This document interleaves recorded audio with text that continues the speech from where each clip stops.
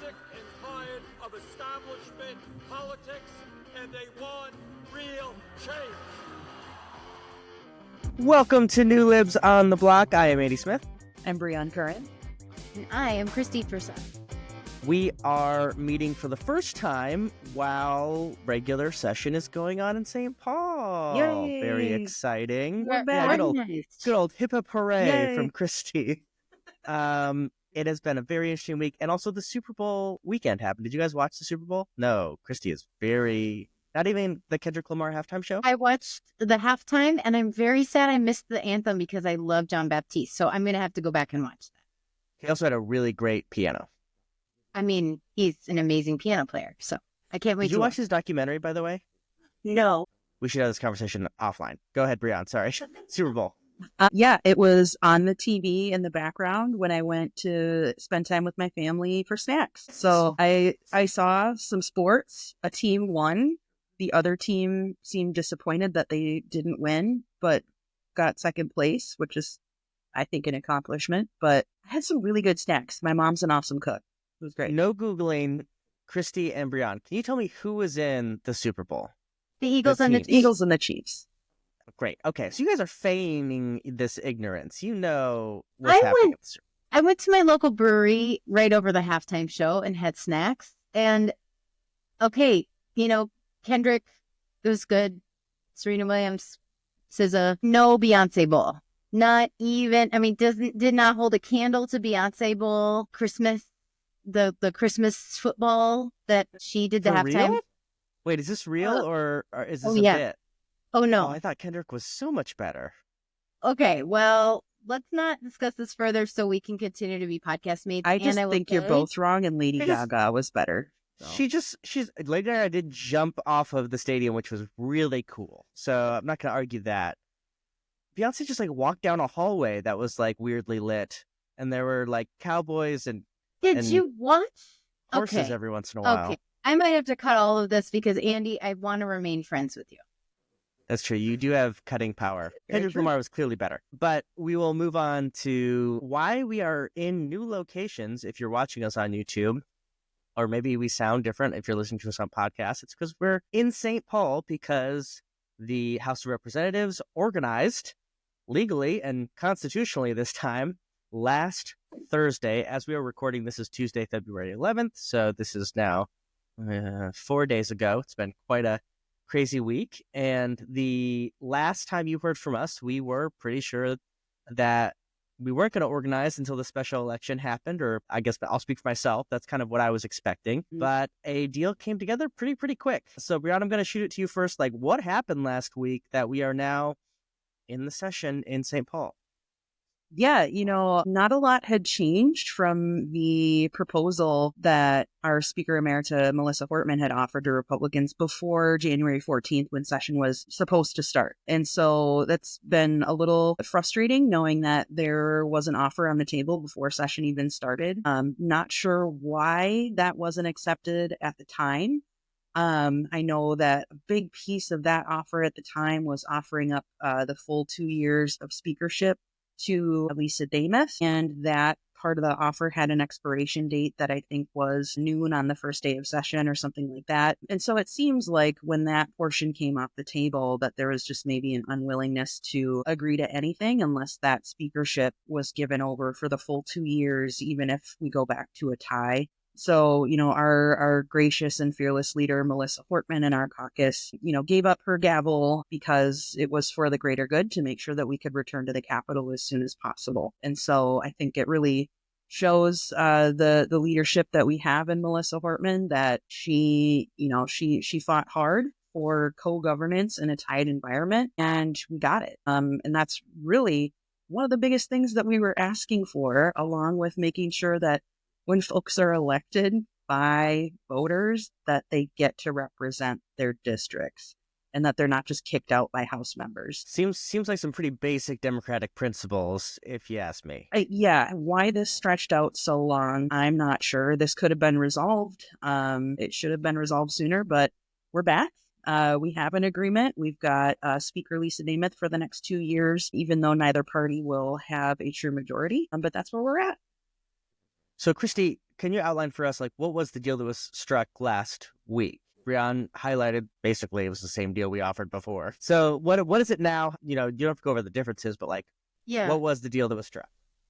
Well, so a lot of people are asking me this over the weekend, which I find kind of amazing because I think we as a caucus did not know that Speaker Hortman had offered that speakership for 2 years up until January 14th, the first day of session. And when we found out through the media, because the Republicans leaked it to the media. And so for the Republicans then in the press scrum to be like, well, they didn't have the speakership on the table. It was like, well, not recently, but you're the ones who leaked that. Like, just kind of wild. So what I say is it is the deal that we had offered on January 13th, except that there's this new committee. And we have 3 members on this committee. This is the only committee that if we are to return to a tie, 67-67, after the special election, now March 11th, Governor called that last week.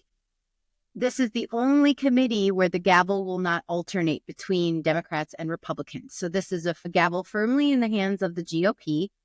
It is scheduled to meet 4 days a week, Monday, Tuesday, Wednesday, Thursday at 8 a.m. And it sounds like I watched a little bit of the committee and talking to our 3 colleagues who are on the committee to the 5 Republicans. It sounds pretty politically motivated. They don't have a lot of actual data about what is it? It's like government oversight and fraud. And fraud protection or something like that. It's a lot like what we've seen when Republicans are in the U.S. House, where they use the oversight committee to just like subpoena people. Remember, they were subpoenaing people in the Biden administration and just making them answer questions. Key as part of our agreement, that fraud committee does not have subpoena power, so they can't do that. But they're going to try to, it's literally like for cameras, right? To try to make this a political issue going into 2026, especially the governor's election. And I believe it does have subpoena power, but only if it's bipartisan. So they have to convince one of our 3 Democrats that they can use that subpoena power. That's a good clarification. You're right. Yes. So they can't just sort of unilaterally be like, oh, we don't like a thing that Brion said. Come on in, Brion. Oh, we don't like a thing that Tabke won his election. Or like Secretary of State Steve Simon or Attorney General Keith Ellison or Peggy Flanagan. Like this is like an age-old political technique, is to try to like honestly misuse the power of the office that you hold so that your party or maybe you can have that seat.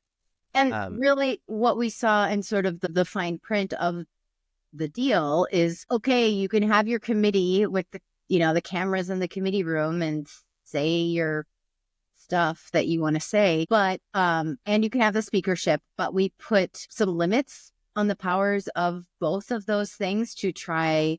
And although, it'll look like they've got 2 more gavels, really some of those powers are reined in. And that's how we got to the power sharing agreement. So hopefully if we're able to get back to a tie and get David Gottfried and Roseville across the finish line March 11th, and when he is sworn in, then we will alternate. So right now we are functionally a minority, which for the 3 new Libs here, that's new for us because I'm a white man. I've never done this before. No, you have no idea what this is like. Is that a good joke or a bad joke? That's good. I just thought of it and I wasn't sure if it was good or not. Coming from you, that's great. Yeah, this is just a writer's room situation Henry liked here. it. Yep. Yes, thanks, Henry. Yeah, he loves it. Yeah. Henry the dog, not the human. That's right. Yes. Because I think Henry the human would also like it. Henry's a big fan of Andy Smith. I think I'm his 4th favorite legislator. You guys are buddies. You are the 2nd favorite after, no, I think you're 3rd. It's me, Larry Kraft. You and Ice Cream, and then me. Yeah. I don't use his name because Fair. Sworn enemy. Just kidding. Larry's great. I don't know. Sworn enemy. Previous guest on our show, sworn enemy.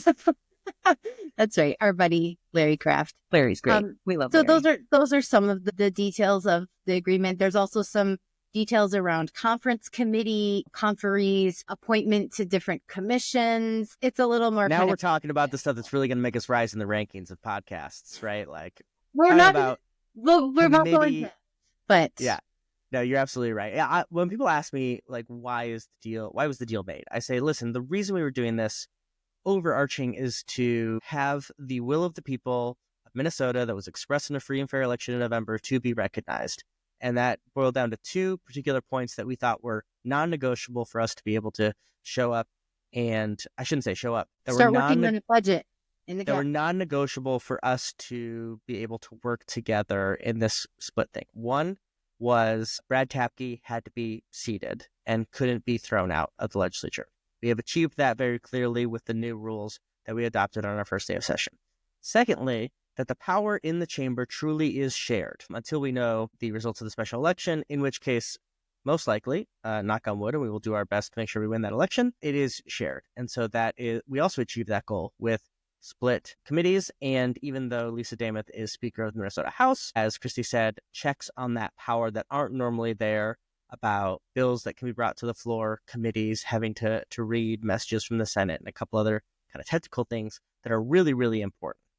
Now, that doesn't mean we got everything we wanted, because the people of Minnesota also did not give us a majority, as much as they did not give the Republicans a majority. So I had lots of people mad in my comments that we actually went back at all. And I had to tell them, listen, this cuts both ways to respect the will of the people. And we are consistent in that, which is why we went for this deal. Yes. Sorry, I'm a little punchy, I think. So I'm laughing a lot because of the last couple days.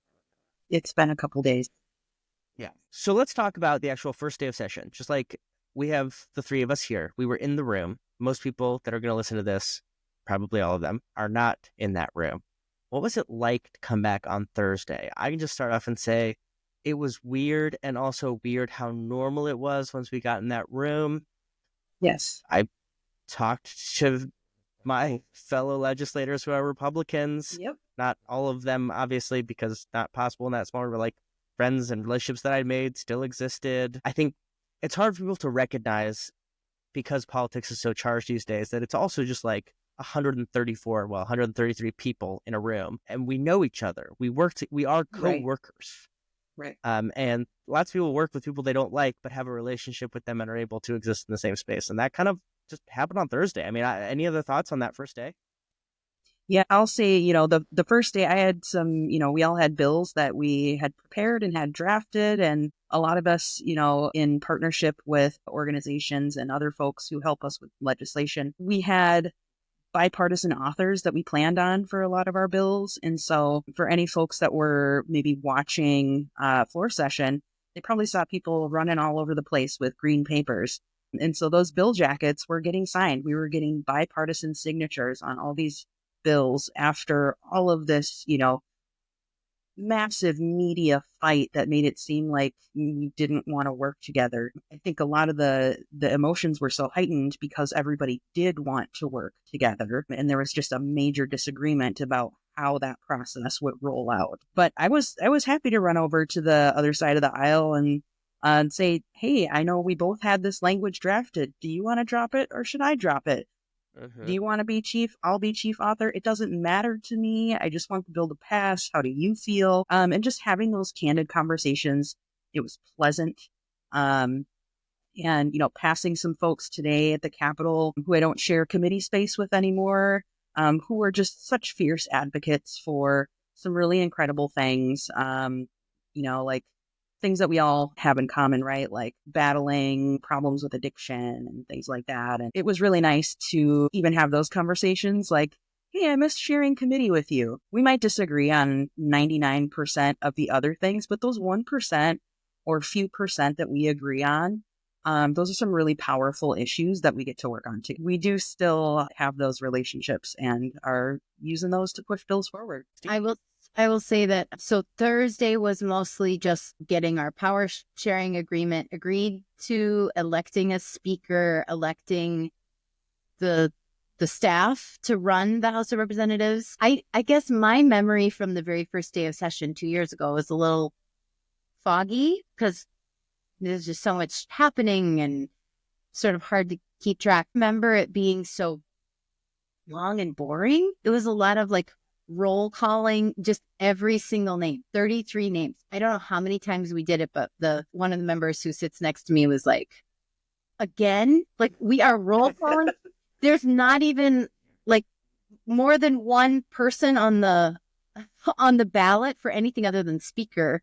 And then when we did, none of us voted for Speaker Lisa Damus, but she did win in that election, and that's historic. Republicans have never had a female Speaker of the House. They've never had a person of color be the Speaker of the House, and she happens to be both. And so, it's Black History Month. She's not our gal, but, we recognized the moment for the state. And so I think you saw largely, just goodwill towards each other. And it's going to take a while because a lot of us are in that room. We're pissed. Yeah. We're pretty pissed about how this went. And there's kind of two competing narratives, but that's our job and we'll get there. Yeah. Nathan Coulter and I were talking about, fellow representative Nathan Coulter, we're talking about this first day. Because normally, remember on our first day, it's very ceremonial and it's very jovial, friends and family are normally there. You're normally allowed a certain amount of people to sit next to you actually on the floor, which is not normally allowed. And you get a couple people in the rafters. I remember my dad was in the rafters. My wife was next to me. This is very fun and cool moment, especially for first termers. So I'm kind of sad that our colleagues who were there for the first time didn't get that.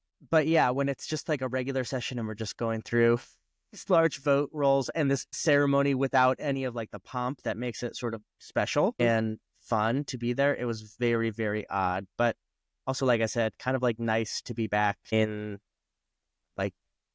the same space. And it just felt okay, we're doing this. And then we had a weekend to, well, at least for me, I had to move stuff up here because I have to live here during the week and move stuff into hotel rooms. And we got started this week. It's just, we're going.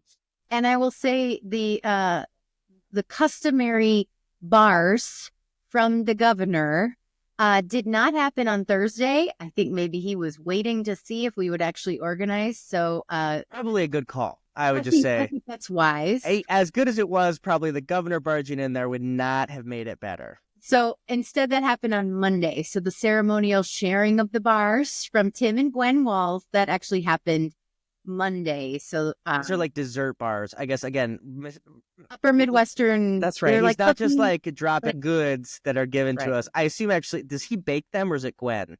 I'm sure it's Gwen. I assume it's Gwen as well.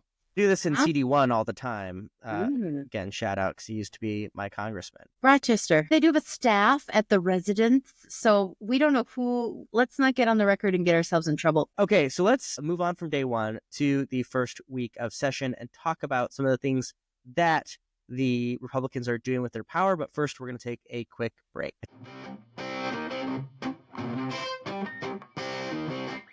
All right, we are back both in this podcast and at session in St. Paul. So let's talk about what Republicans are doing with the limited power they have for these next 6 weeks. As we mentioned before, part of the agreement was really they get to act like the majority for the next couple of weeks.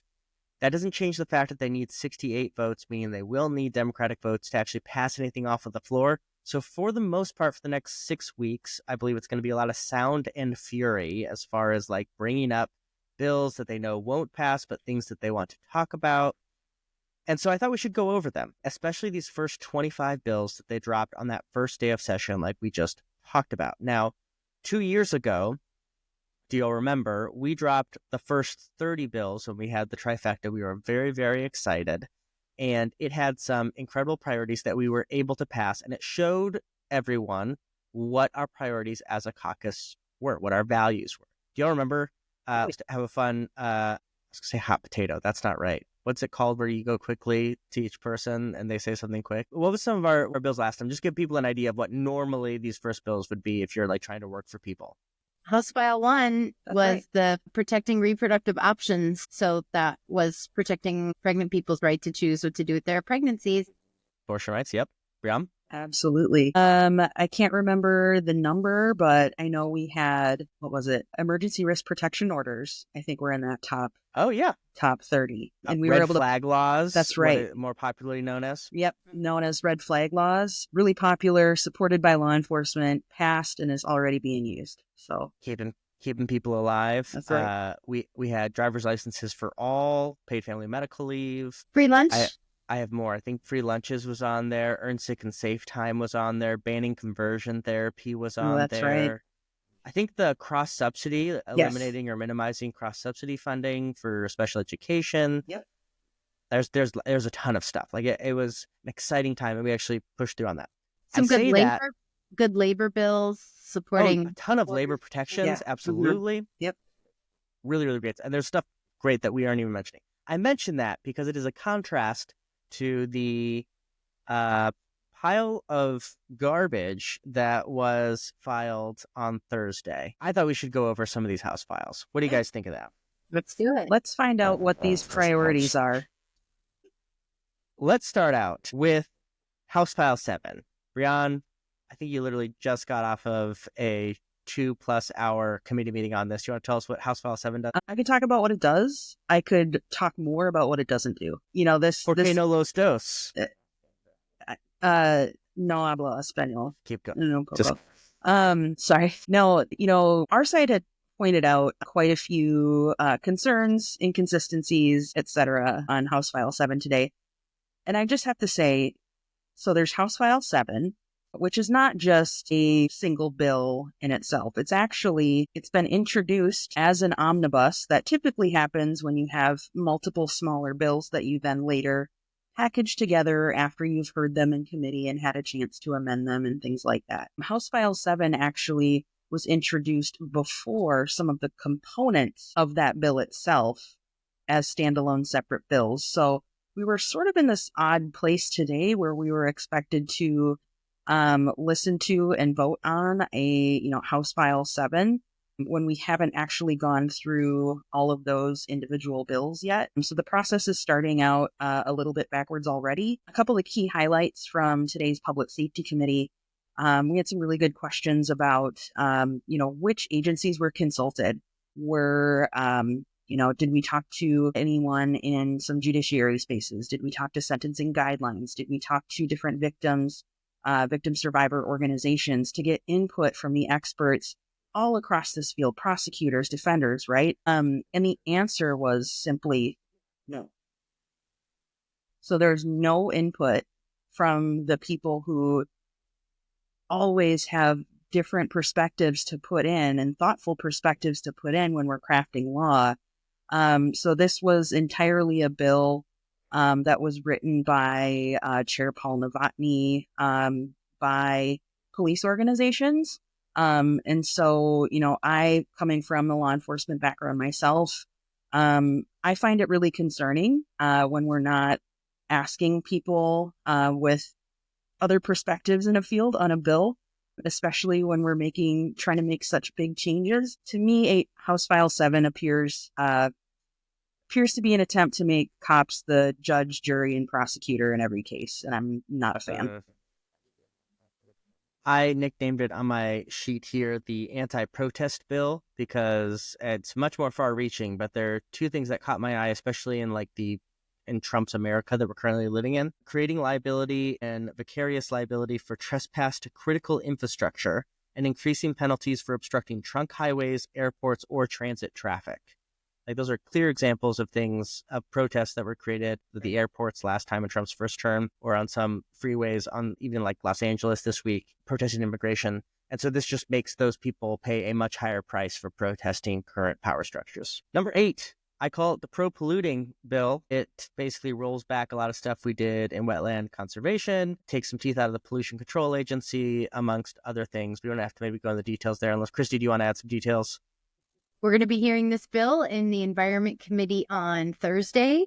We got a little preview because there was a hearing for it when the Republicans were playing House. This is completely written by the Chamber of Commerce, the Minnesota Chamber of Commerce. Even though 98% of permitting happens in a timely fashion, they want to reform permitting. And so I wonder what that means. So that's coming up this week too.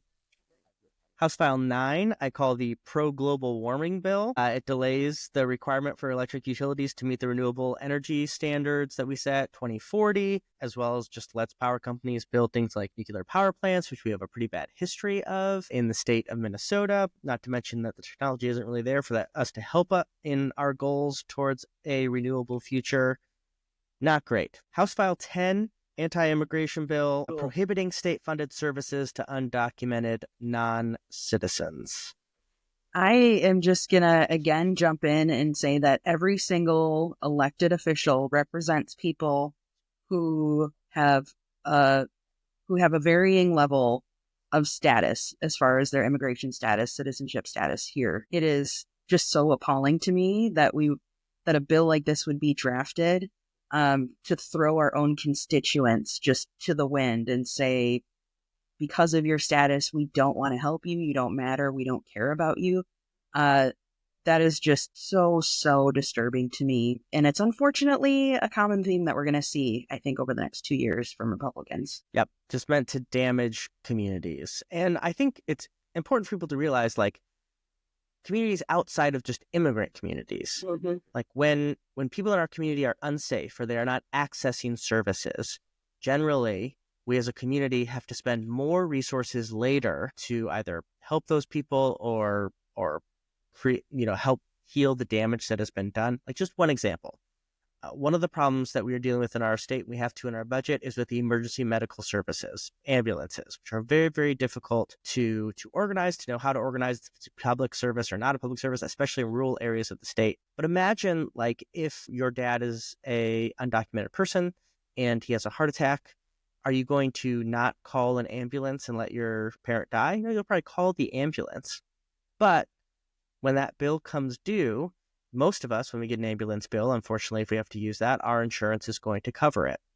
Right. But an undocumented person probably doesn't have insurance. And so not only is that person going to suffer because now they're in medical debt, but also the EMS company now doesn't have money that it needs to function. And so one of the side effects that is so great about undocumented people being able to use things like our medical assistance programs is that services are getting paid, like hospitals, like ambulance services, like clinics and dentists and all these other things are actually getting paid for services they already provide. It's just one example of this. It's just so much more far-reaching than just the very basic of like a person crossed a line illegally at some point. Yeah, and I just want to throw in here that this idea of getting a participation trophy for simply being born in this country is just absolutely ridiculous and serves no purpose. The intent is not to help people with legislation like this House file. And this is the perfect place to link this to the Trump agenda. And these folks are feeling empowered at the national level to just be outright racist and frankly assholes. So we're seeing, Republicans in Minnesota follow suit. 100%. And all of it, Trump declared a national emergency on energy. That is a direct connection to them wanting to get rid of our standards, right? And the emergency on the border. Actually, ironically, talking about executive orders, House File 21 is ostensibly, I think, because Republicans are still upset about the COVID emergency, which, listen, we can talk about different things that happened during COVID, but we can all agree it was an emergency. So House File 21, it requires a supermajority approval by each house of the legislature to extend a peacetime emergency beyond 14 days, which is exceedingly ironic, considering that their executive in chief, Trump, is ruling right now just by declaring emergencies. That's his only thing. Well, it's just we know this about them, but it's a double down. All that matters to them is that they can achieve their undemocratic and unpopular agenda, no matter how it's done. Yeah, there's no consistency in ideology. It's just, how can we get power right now? It's not even thinking about, well, what about when and if inevitably power shifts? This was one of the few bills I noticed my B side actually signed on to. He has chief authored thus far 0 bills. One of the 2 most extreme versions of new Republicans in the House. When we voted on the rules package, there were 2 Republicans who voted against the agreement, but everyone else showed a good faith effort. So Dipple, I think, and Roach. And so these are the kinds of bills that we're seeing the most extreme MAGA Republicans signing into. House File 11 just straight delays paid family and medical leave 1 whole year, which is not only sinister for the poor families that start a family that year or have a medical emergency and now won't be able to get that care. It's not needed. The program is not even in place yet till 2026, the implementation of it. And I think behind all of this, they're hoping that they win an election in 2026 so they can just get rid of the whole program eventually. Yes. So undemocratic and sinister. House File 12, disgusting bill that keeps trans kids from being able to play sports in Minnesota. Just cruelty. This, again, echoes Trump's wild, extreme agenda, targeting people that are of zero threat to anyone. We're talking about kids who just want to play sports with their friends. And on top of that, we're talking about a group of kids who is just so small. I was talking with one of our colleagues today, like, do you think there's even one trans kid in every district who is having this issue, right? Like, and I'll say, you know, growing up as a non-binary person, I didn't participate in sports, and I'm not like a super fan of the sports ball, but a big part of that for me as an adult now is because when I was a kid, I didn't do well in gym classes that required me to undress in front of all of my classmates. That seemed ridiculous and absurd to me at a young age. It still seems ridiculous and absurd in my adult age, but just that whole like having to sort of like fit something physically in order to participate was just so like anxiety and shame inducing that it just deters a lot of kids in the queer space from even wanting to participate in the first place. And, you know, we talk a lot about how people are getting pushed out of all these different spaces. And that's the point. The point is to isolate people. And sorry to say, Republicans, but the more you isolate us, that's not going to make us disappear. It might make us feel like shit. But we rally, we get our friends together and we push through it and we come out the other side even stronger. So like, go ahead and throw this stuff at us, but trans people and trans children are not a threat. They are not making your eggs $10 a dozen. They are 1% or less of the population, and certainly one that deserves no special attention when it comes to protecting the rest of society. This is in fact a vulnerable group of people who should be uplifted and protected even more.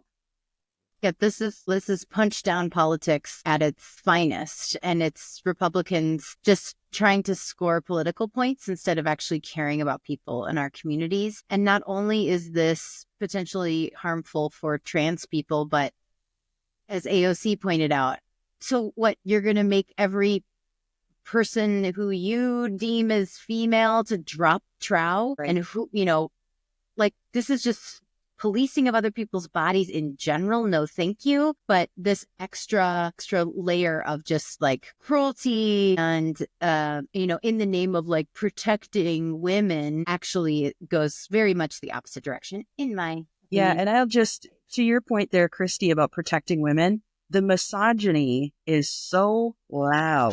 So gender essentialist. Loud. Oh, yeah. You know, poor women who, you know, suck at sports and can't possibly have anyone, you know, challenge their ability in any way. Or, you know, poor women who just need all of these protections because we're so weak. Or, you know, just stop it. Yeah, and to be clear, the House File 12 specifically says female sports teams. Like, It doesn't even talk about male sports, which, like, inherently is so sexist. Right. And all along I've been saying, like, what about trans men? And I love all the memes and things of trans dudes being like super masked. And they're like, so you want me in the bathroom with your wife? Like, it's just totally like, it just, their ignorance is showing, their cruelty is showing so hard. Yeah. You know, if I love that Rep Finke on the floor last biennium just said, you know, I would love to see your faces when all these jacked up trans dudes show up on your women's team, because this is what you're asking for. So my friends, please consider what you are asking for by inviting trans men, to play in women's sports. That's what you're doing. And to get to Kristi's point, I think they think this is a smart solution, but I just find it, again, so sinister.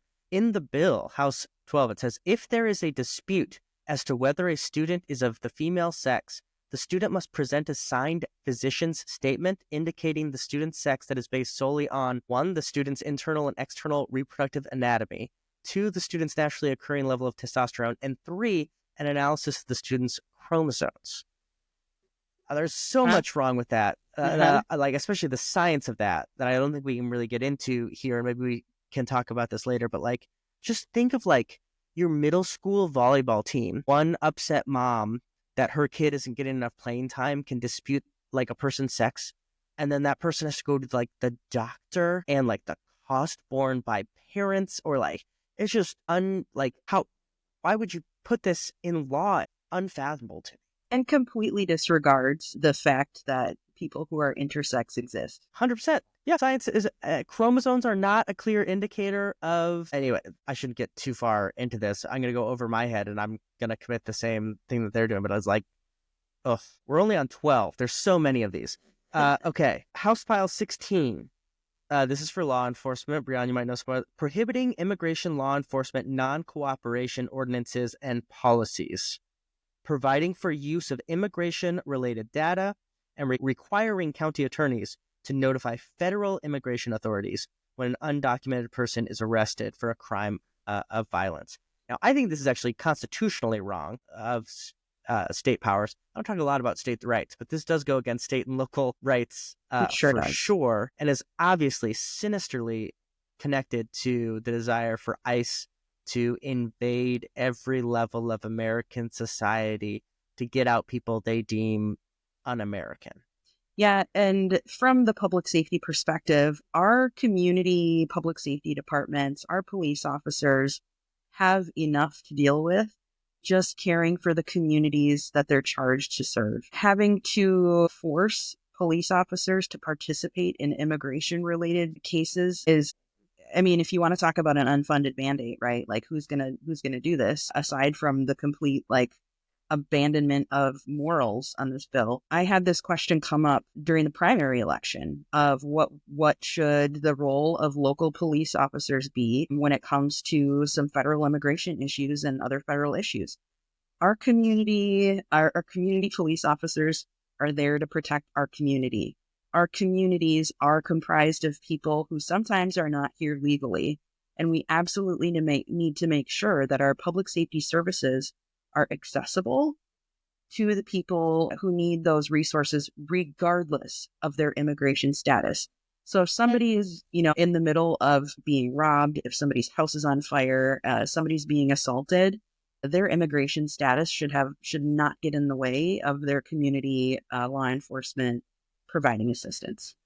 And when the rationale is money, is like, these are taxpayers. These people are paying into Social Security, which they will probably likely never be able to claim. Right. Like these are of our communities and our society. It's morally correct that we take care of everyone. And when that fiscal arguments get made, I mean, bullshit. These folks are paying taxes. They are paying for these services. Right. Very pro-gun in these first 25. House File 13 eliminates the duty to retreat in our current law system, and House File 17 creates lifetime permits to carry handguns. Yeah, this is a caucus who wants to give everybody guns, not keep them safe, have everybody shoot first. And so I think what we're doing is making everybody cops without the actual education and training or any sort of accountability. And teachers, giving a free gun lesson to teachers. That was a Kwan bill. Oh, I haven't even seen that one yet. Cool. Also, speaking of schools, by the way, House File 15, I think it's called like the SHIELD bill is what Representative Ingen calls it, which is like basically turning schools into prisons because you need to keep the students safe. So like bulletproof glass, metal detectors, all that kind of stuff in Minnesota school. House File 19 is creating an education savings account, which is private school vouchers with another name. So just utterly gutting our public school infrastructure in Minnesota while it's getting gutted nationally by the Trump administration. File 24, a bill for an act relating to health, making changes to born alive infant provision. So again, sort of an anti-abortion lie that has been repeated and repeated since like the 80s, that there are physicians out there and nurses and midwives who, when a child is born completely healthy, will kill it in the name of abortion. So they want to bring back the laws they created around that lie. And what in actuality that does, as we talked about last session in the health committee many, many times, is those rare, incredibly tragic deaths of infants because of some condition when they are born. In 2022, which is the last year we required people to be in a system, like we kept track of these, was part of the rule before we got rid of this. There's only 4 of them. Usually it is some terrible disease, such as like a child's lungs never develop. And so once they're outside of utero, they can't breathe, and so they die, or other really terrible moments. Medical professionals were required under law to like do CPR to try to keep this child alive when they know that it won't work. Like if you have a defective heart, CPR is not going to help, but it was in law required to do this. So in many of these tragic circumstances, parents choose to hold the child for the couple minutes that they have with them on this earth before they pass away. Incredibly hard, but really important for everyone, for the child who's dying, for the parents who are losing like this incredible thing. And instead of being able to do that, because Republicans lie and want to lie publicly to win elections, that baby is taken from their parents and put on a cold operating table and given CPR. Their chest is pushed down that will not work while they die, because of this lie. And that's what Republicans want to bring back with House File 24. It's barbaric, and it's sick, and it's gross, and it is just lies upon lies upon lies, leading to destruction and sorrow and sadness. I think an overall theme in these top 25 bills is sort of that stark picture that you just painted, Andy. Just there's a lot of cruelty here. There's a lot that's based on not just misinformation or misrepresentation of facts, but just blatant lies that are made up to fuel elections, to turn people out to vote in elections on issues that are not issues, on issues like crime rates have actually gone down.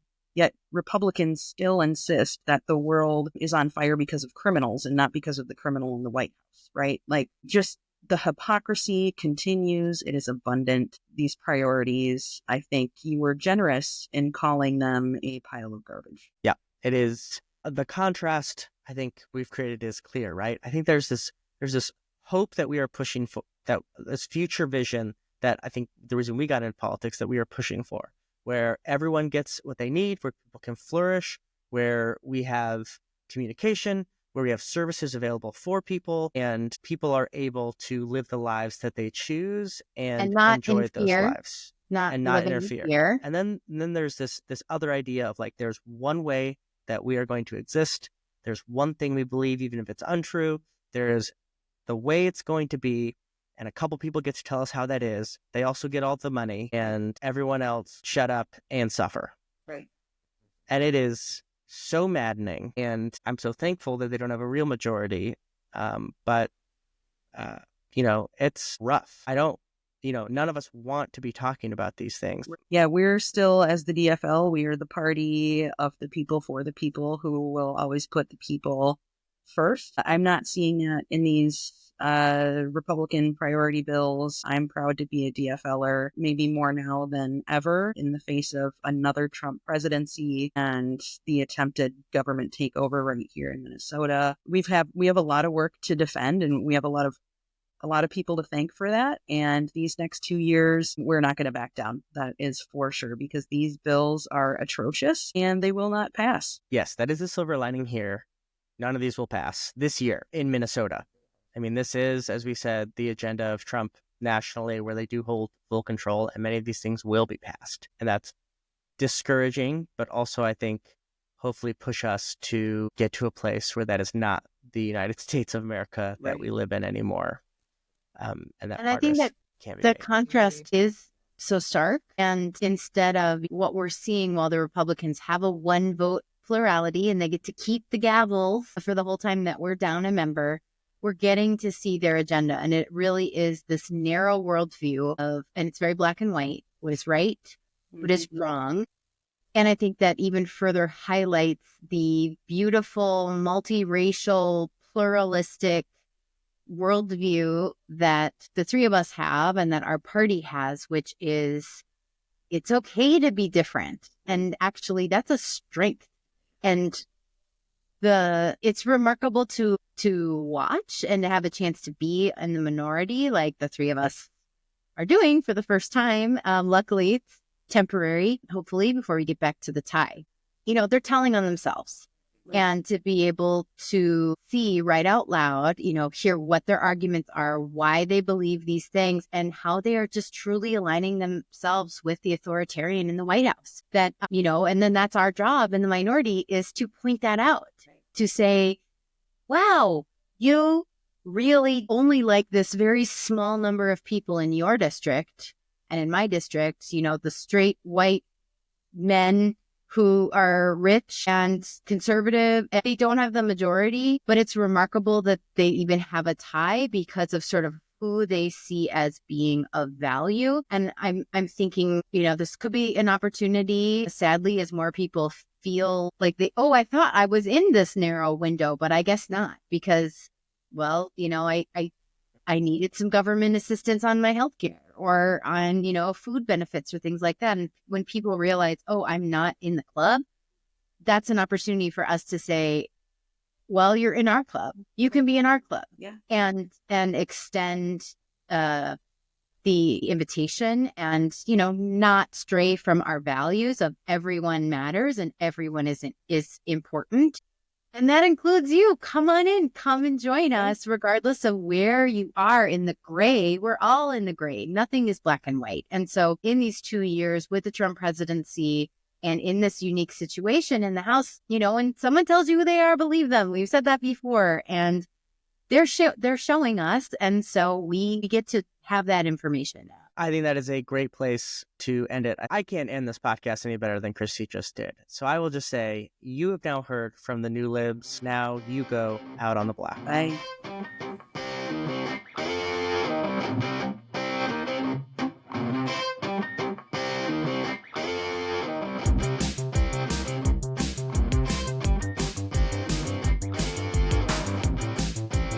Andy, the guitar soloist. I So realized good. while I was doing that there's no way that you're going to be able to sync that. No. So I'm just going to be offbeat the whole Yeah. time. It's okay. Perfect. Fine. Only 23 people watch it, so it's fine. 40. Oh yeah, 40. Okay, sorry.